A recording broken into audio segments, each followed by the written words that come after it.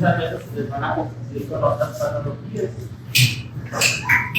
Entonces, lo principal aquí es en epidemiología, que son tumores en general, van a ver que abarcan alrededor del 1 al 2% del total de los tumores del sistema nervioso central. Hay que hacer la diferencia entre tumores primarios y tumores secundarios. Entonces, aquí vamos a enfocarnos en los primarios. ¿Cuáles son más frecuentes? ¿Los primarios o los secundarios? Secundarios. ¿Sí les queda claro el concepto? ¿Qué es? ¿Qué es lo más? Los secundarios. Obviamente, si alguien le hace la pregunta trampa, ¿cuáles son los tumores malignos más frecuentes del sistema nervioso central? Las metástasis. ¿Okay? Entonces, los tumores primarios son aparte y los secundarios, que son las metástasis, esas sí son muy frecuentes. ¿Cuáles son los tumores que más te dan metástasis en el sistema nervioso central? Pulmón, melanoma, Pulmón. bueno, cutáneo. ¿Qué? Cutáneo o melanoma. No.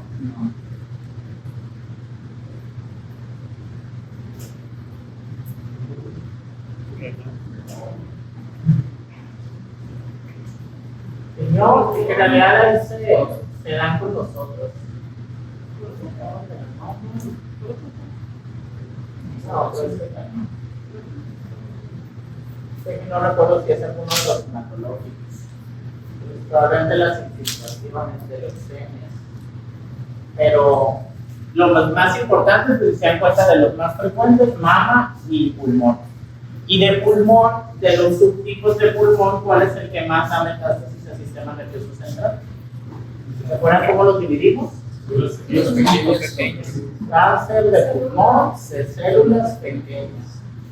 Es el más asociado a metástasis cerebrales. ¿Okay? Y de los subtipos de cáncer de mama, ¿cuáles son los subtipos que más se asocian a metástasis en el sistema nervioso central? No, subtipos politomisoquímica. Los de peor pronóstico, ¿cuáles son? ¿Ves? El triple negativo y el G2. O sea, todos pueden tener, pero esos son los que más se asocian a metástasis. ¿Okay? Ahora, pasando a los tumores primarios, como mencionábamos, son tumores raros, pero que en los últimos 50 años han ido en aumento en su incidencia, sobre todo en países desarrollados. Aquí hay muchas hipótesis. O sea, al final siguen siendo raros, son como 5 de cada 100.000 habitantes. Y en los países subdesarrollados, como 3 de cada 100.000 habitantes. Por ejemplo, Guilla, ¿tú por qué pensarías que hay esta diferencia? ¿Qué hipótesis se viene a la mente? Ya no lo sabemos todavía exactamente, pero ¿por qué en los países desarrollados hay más? Viven más. Más tumores primarios del sistema nervioso central. Por el diagnóstico, porque hay mayor, hay mayor infraestructura y se le puede Entonces, esa es una hipótesis, que tienes mayor capacidad de diagnosticarlos. Entonces, el hecho de que haya menos en los países subdesarrollados no quiere decir que no existan, quiere decir que probablemente no se diagnostican y esos pacientes fallecen y nunca se llega a hacer el diagnóstico. Lo otro tiene que ver con lo que vamos a revisar de los factores de riesgo. Entonces, es mucho más frecuente en hombres. Realmente la proporción de hombres es como 60% hombres, mujeres 40%. Y nosotros al momento de hablar de los factores de riesgo vamos a ver que algunos son controversiales. ¿Por qué? Porque se han descrito asociaciones más no una relación directa. Entonces, cuando ustedes hablan de un factor de riesgo, pueden decir, los pacientes con diabetes que están casados tienen mejor control glucémico que los que no están casados.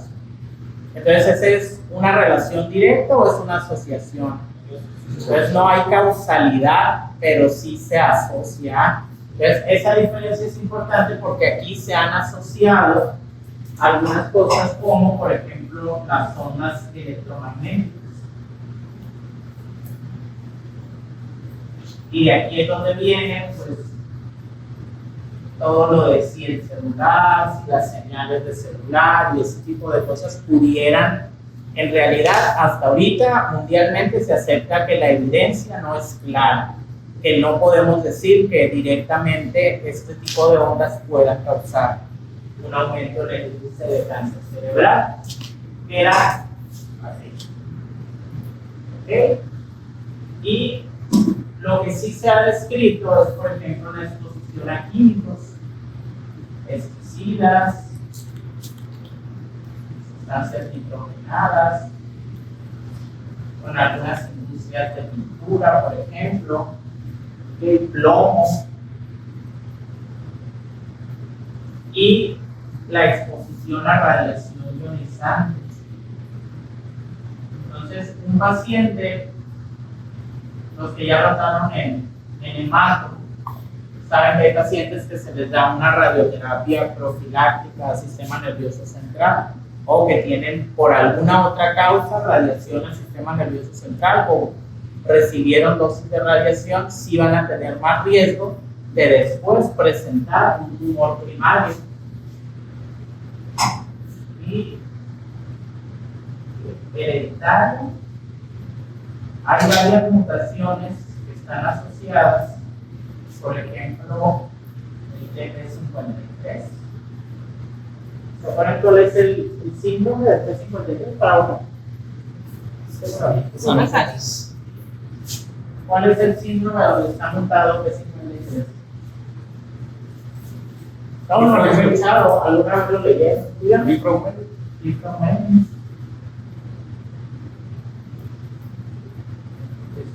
P53. Este generalmente tiene sarcomas, puede haber tumores gastrointestinales, tumores de varios. y ginecológicos y sistema nervioso. Pero siempre debe de haber un sarcoma. Yo aquí he tenido un paciente que tuvo 3 primarios. Primero le dio un liposarcoma de pared abdominal, luego le dio un cáncer renal de células claras y luego le dio un cáncer gástrico tipo difuso. Obviamente falleció por el cáncer gástrico, los demás se pudieron operar. 36 años la paciente, y era su tercer primario. ¿Okay? Ese es el más común. Igual van a ver que hay muchos síndromes. Y lo otro, que la herencia familiar también no está bien clara, de que si hay un antecedente familiar de un tumor primario del sistema nervioso central, no aumenta significativamente el riesgo. Por eso, en consulta les digo, el hecho de que ustedes hagan una historia clínica y pongan los antecedentes no quiere decir que le confiere riesgo al paciente. Por eso tienen que empezar a diferenciar qué tumores sí le aumentan el riesgo y qué tumores no tienen nada que ver con un riesgo aumentado de cáncer.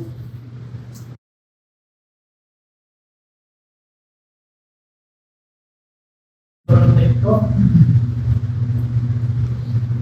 la copia. Los pacientes que tienen enfermedades alérgicas, enfermedades autoinmunes, se ha visto que tienen una menor incidencia de tumores del sistema nervioso central. No está bien establecido cuál es el mecanismo fisiopatológico, pero pareciera que esto confiere un cierto grado de protección. Entonces, la cuestión del diagnóstico, pues es algo relativamente que ustedes lo tienden a dominar porque entra dentro de sus protocolos de estudio de cefalea, protocolo de estudio de crisis convulsivas,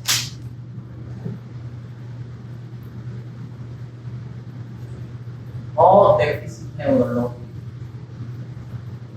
Por mucho, pues la cefalea es el síntoma más frecuente, pero si llega a haber pacientes que se diagnostican o que debutan por crisis convulsivas o pacientes que debutan ya por un déficit neurológico focal. Hay casos muy raros y la presentación pues va a ser muy variable dependiendo del sitio donde esté el tumor, pero en la literatura hay descritos casos de pacientes que debutan con síntomas psiquiátricos. O sea, pacientes con esquizofrenia de difícil control, pacientes, por ejemplo, algunos con depresión. Entonces, los síntomas psiquiátricos generalmente son acompañantes, rara vez son aislados. Y recordemos pues que de la cefalea siempre debemos tener presentes los datos de alarma, que es por la cefalea que te despierta en la mañana o que te despierta durante la noche, la que es más intensa en la mañana, es la peor cefalea de su vida. ¿Cuál otro? Ok. ¿Demás? Desde que inicia recién mayores de 50 años. Ok. Que aumente con el Valsalva. ¿Qué más? Que tenga fenómenos asociados como vómito, proyectil. Asociada a mareo. Y lo otro, pues hay que también saber identificar los tumores que son supratentoriales y los infratentoriales. Entonces, en los infra, pues va a ser más frecuente tener síntomas de algún síndrome cerebroso. Esto para ustedes no va a ser tan frecuente, es más frecuente en niños y jóvenes con neoplasias del sistema nervioso central. Ahora, ya que tienen la sospecha diagnóstica, los estudios paraclínicos.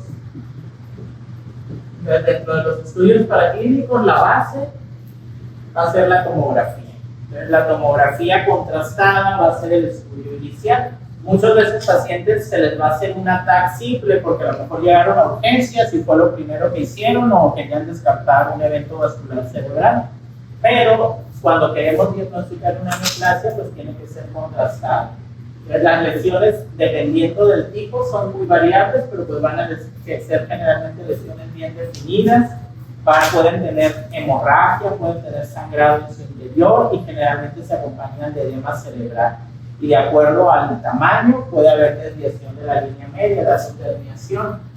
Ahora, la resonancia magnética generalmente siempre la utilizamos porque hay algunas lesiones que son más fáciles verlas en resonancia, sobre todo las que están en fosa posterior o que invaden base de cráneo, y para distinguir algunas cosas como si la lesión está infiltrando las meninges, porque si un tumor está infiltrando las meninges existe riesgo de carcinomatosis meningea.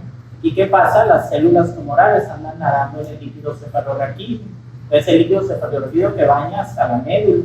Entonces, esos pacientes tienen alto riesgo de tener siembras tumorales en la médula espinal. Eso de la carcinomatosis se aplica mucho a un subtipo en especial de cáncer, que es el ependimoma, que nace del epéndimo, que está en medio de la médula. Y estudios más recientes, como por ejemplo el PET-CT, son útiles, pero en este caso, cuando ustedes escuchan PET-CT, el fármaco que se utiliza más comúnmente es el FDG. ¿Qué quiere decir FDG? Fluorodesoxiglucosa. Entonces, el flúor de oxiglucosa va y se va a meter en las células que tengan mayor metabolismo, pero el sistema nervioso central no es tan selectivo. ¿Por qué? Porque normalmente el cerebro capta mucha glucosa. Entonces, existen otros fármacos especiales como la colina. Entonces, existen PET-CT con colina que son más sensibles para las lesiones del sistema nervioso central. Y ya saben que hay mucha investigación en cuanto a resonancia magnética funcional y hay combinaciones, ya hacen PET combinado con resonancia magnética. Cuando hacemos así es que es un PET combinado con una tomografía, pero puede haber PET resonancia. Eso más adelante es lo que va a venir a futuro. Ok, entonces, ya que tenemos nosotros identificado al paciente, le hacemos el estudio de imagen, tenemos la lesión sospechosa, tenemos que hacer el diagnóstico confirmatorio. Así como lo vimos en la clase de riñón, si el paciente se puede operar, hay que operar. Entonces, siempre requerimos una biopsia, pero esa biopsia puede ser una biopsia incisional o excisional. Entonces, si se puede quitar el tumor, hay que ir por él y quitarlo. Si no, entonces tienen que hacer la biopsia. ¿Por qué? Porque les va a tocar muchas veces que los neurocirujanos ven al paciente y dicen, está muy deteriorado, está muy mal, que le den radio, que le den quimio, ¿no? Por lo menos tenemos que saber qué tumores, o tumores que están en la base de cráneo o que están en el tallo cerebral, que son de muy difícil acceso, pero de todas formas se les tiene que hacer la biopsia. Entonces, si ellos no pueden hacer aquí esto, lo tienen que enviar a los lugares donde tienen métodos de imagen y para hacer la biopsia guiados que son más fáciles de utilizar y que le dan menos riesgos y complicaciones al paciente. Ahora, dentro de la biopsia incisional, que prácticamente sería intentar un tratamiento, lo más probable es que no se pueda. La mayoría de los pacientes que tienen tumores de alto grado tienen lesiones que no se pueden quitar o porque están en un área elocuente del cerebro o porque están infiltrando vasos sanguíneos, o es más el riesgo de dejar al paciente con algún déficit neurológico severo. Entonces, en esos casos se decide solo hacer una biopsia. Nosotros consideramos que el quitar más del 90% de la masa tumoral es adecuado. ¿Por qué? Porque el 10% restante lo puedes tratar con radioterapia o quimio. Entonces, el pronóstico de los pacientes está dictado por la cantidad de masa tumoral que le puedan resecar. De aquí ya empezamos a tomar cuáles son los factores pronósticos que tiene. Entonces, paciente que no haya podido ser llevado a una resección de este tipo, de ley sabemos que tiene mal pronóstico. ¿Por qué? Porque ese residual tiene más riesgo de progresar. Ahora, histológicamente, utilizamos una clasificación que es la clasificación de la OMS, que tiene los tumores, los clasifica del tipo 1 al tipo 4. Nos vamos a enfocar nosotros más en los de alto grado, que son los que tienden a dar más síntomas y que generalmente van a llegar hacia la consulta, que son el tipo 3, los astrocitomas o oligodendrogliomas anaplásicos.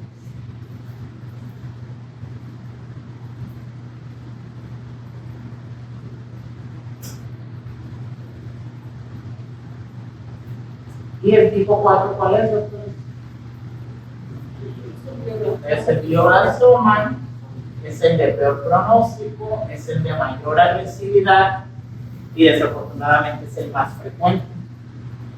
70% de los tumores primarios del sistema nervioso central en un adulto son glioblastomas.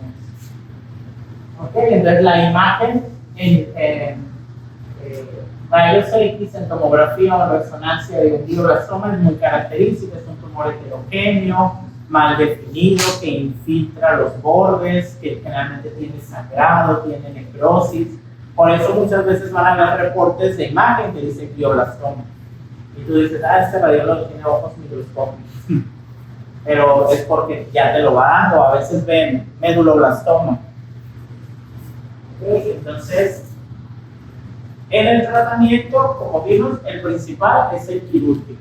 Aquellos pacientes que no se les puede quitar todo el tumor o que no se pudo quitar la masa tumoral completa, pues tenemos el tratamiento de radioterapia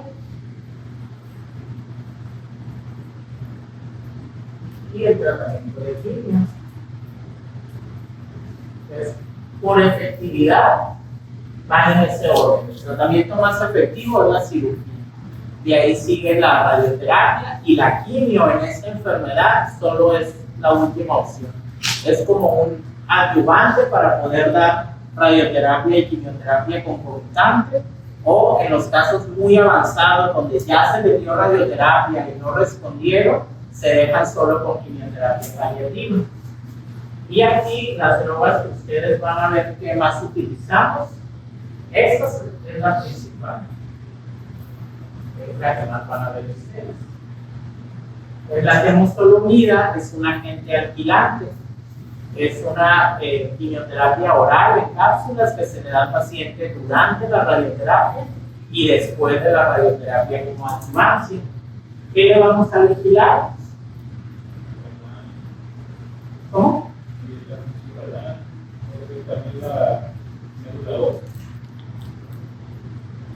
Pues generalmente te puede bajar los linfos. Y si te bajan mucho los linfos, tienes que valorar la profilaxis. ¿Contra qué?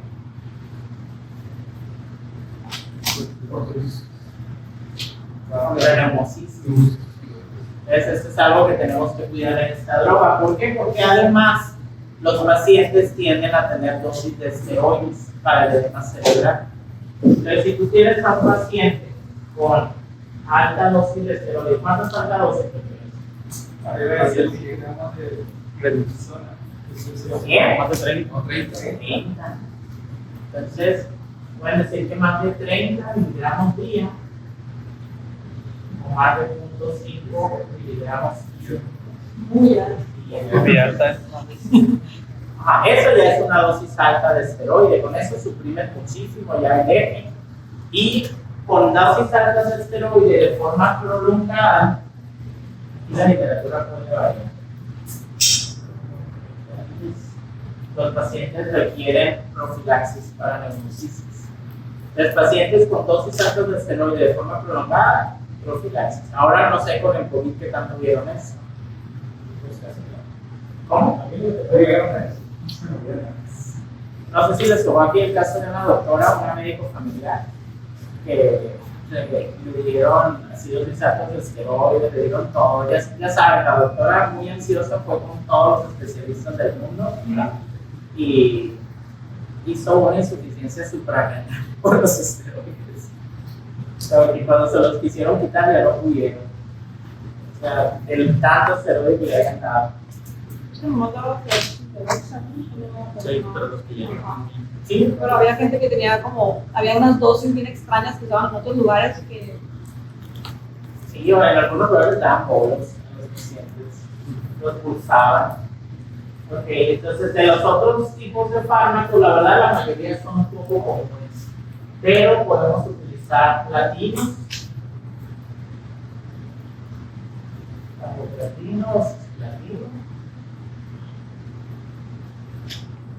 y podemos utilizar bevacizumab.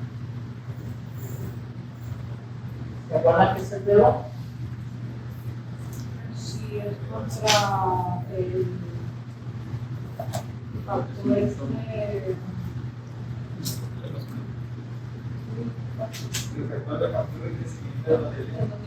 Ese es un antiangiogénico, que inhibe el factor de crecimiento del endotelio vascular. Pero los platinos también son un tipo de agente antibiótico, que actúan un poco diferente a la temozolomida. Entonces, los pacientes, las supervivencias andan en los glioblastomas. Generalmente, la literatura puede encontrar supervivencias de 1 a 3, 4 meses. Sin tratamiento. Entonces, con tratamiento, esas supervivencias se pueden ir a los 8 meses, 9 meses. Rara vez se espera que un paciente con un glioblastoma viva más de un año. Pero puede pasar, o sea, hay pacientes que llegan. Pero sus supervivencias medias, pues cuando hablamos así de supervivencia, decimos la media. O sea, la mitad de los pacientes viven eso, la otra mitad viven más que eso. ¿Okay? Hay otros de buen pronóstico, los tipo 1 y los tipo 2, que tienen supervivencias de años, y eso generalmente con pura cirugía sana. ¿Okay? ¿Dudas, preguntas, doctores? La verdad es medio complicado el tema porque hay cosas que todavía no están bien establecidas, pero lo importante de aquí para ustedes es el diagnóstico. Es que sepan llegar al diagnóstico, que sepan identificar si les llega un paciente ya diagnosticado, igual que sepan también cuál es su pronóstico. Si tiene un glioblastoma que no lo pudieron resecar completo, pues saben que ese paciente la verdad no le vamos a hacer tanto, pues como a un paciente que a lo mejor tiene un grado 3, un grado 2, o un paciente que sí se pudo resecar completo, ya es candidato a radio. Para eso yo quiero que lo utilicen para que al momento que estén en piso puedan ustedes planear qué tanto se le va a hacer al paciente. Yo sé que en medicina interna es muy difícil porque siguen teniendo la idea de yo hice un juramento, pues tengo que hacer todo para el paciente y lo que sea necesario para que esté vivo, para que esté bien. Pero siempre acuérdense, lo que estoy haciendo va a cambiar el pronóstico de este paciente, va a modificar el curso de lo que ya sabemos que va a pasar. Entonces, muchas veces la respuesta va a ser no. Y es frío decirlo, pero ustedes son pocos. Ahorita su trabajo está limitado y debería de enfocarse en aquellos pacientes que tienen más probabilidad de salir adelante. Y en aquellos que a lo mejor no tanto, pues es optimizar recursos. ¿Dudas, preguntas? Yo tengo una duda. Con respecto a los linfomas del sistema nervioso central, en caso de que por cuestión de recursos, de pronóstico, no sea factible tomar una biopsia, ¿sería adecuado utilizar algún tratamiento? Por ejemplo, nosotros no iniciamos tratamientos sin tener biopsia, pero en hemato no sé si ellos sí lo hagan. Pero generalmente nosotros no, como el linfoma tiene una imagen muy característica, no sé si por eso a lo mejor se vayan hacia allá. Pero por lo menos nosotros en onco no rara vez vas a ver eso, y cuando los neurocirujanos nos mandan a un paciente y nos dicen está muy difícil la biopsia, no, pues yo sí le respondo, no le voy a poder dar nada.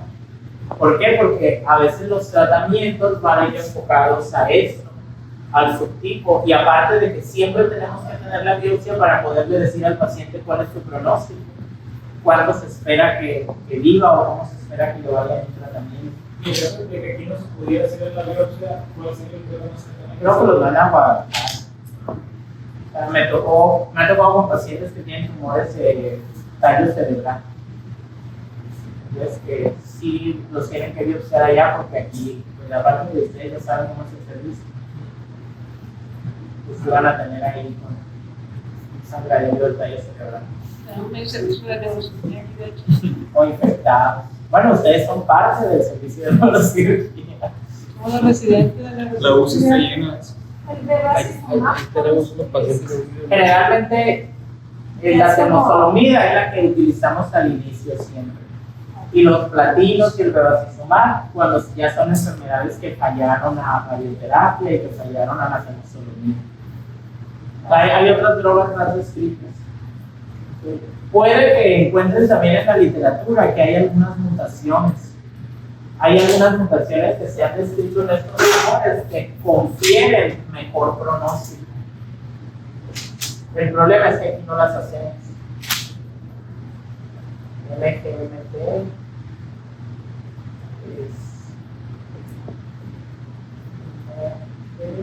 19. Entonces, hay pacientes que si tienen esas mutaciones sabemos que les va a ir mejor, y en algunos casos les damos menos tratamiento o tratamientos menos intensivos, porque sabemos que su pronóstico con o sin tratamiento es mejor. Pero lo ideal es que tuviéramos todo el área molecular para poder decirle al paciente también esa información. ¿Okay? Bueno, entonces el lunes vemos tu clase, el martes creo que ya va a estar Faina Cuadra. Sí, ya puede. Vale, caer y ya. ¿Quieren hacer repaso? ¿Se sienten bien? Así fue. Se sienten bien que le ponen la lagrimita. Un repaso.